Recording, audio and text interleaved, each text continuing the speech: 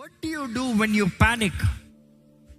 జీవితంలో కంగారు పరిస్థితుల్లో మీరు ఏం చేస్తున్నారు? జీవితంలో భయం వచ్చే పరిస్థితుల్లో మీరు ఏం చేస్తున్నారు? జీవితంలో సడన్గా ఏదో ఒక ఆపద, ఒక కీడు అనేటప్పుడు ఏం చేస్తున్నారు?